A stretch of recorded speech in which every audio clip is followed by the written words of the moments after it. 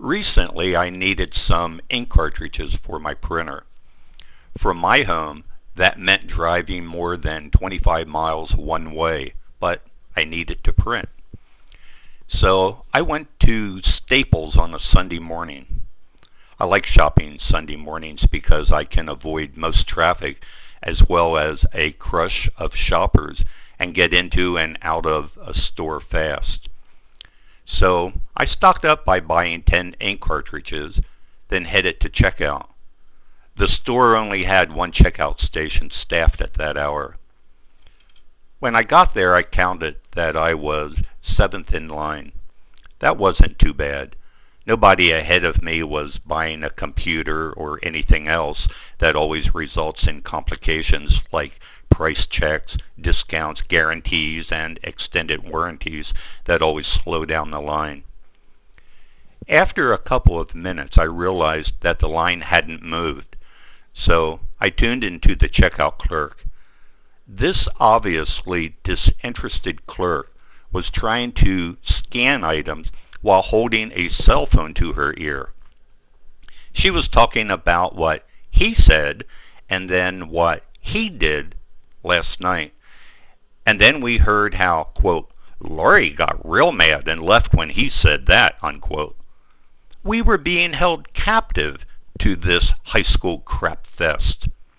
I don't know what pissed me off the most.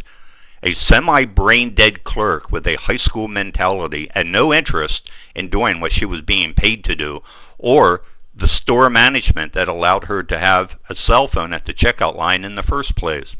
Either way, those of us waiting in line shouldn't have been expected to have infinite patience. The people in line ahead of me accomplished nothing by rolling their eyes, shifting their weight from foot to foot, and shaking their heads while sighing. Did they actually think that someone as dense as that clerk could actually pick up on things that subtle? When she kept mis-scanning an item, because it was cumbersome trying to handle it with just one free hand, and after the customer line hadn't moved at all for 5 minutes, and I did time it, I reached the end of my patience. I was growing older by the minute. I hadn't planned to spend a lot of what time I have left being held hostage by this airhead. So I yelled for her to get off the freaking phone and tend to the freaking customers. In retrospect, maybe it wasn't the most diplomatic approach, but nonetheless, she quickly hung up after the requisite muttering and glaring. Within 2 or 3 minutes, though, the line progressed to the point where my items were being checked out. Oh, sure, she treated me with huffiness and a little throwing and slamming of ink cartridges into the bag, but the line was moving. And I don't really care what a high school drama queen thinks of me. As far as that goes, I don't care what Staples management thinks of my action either.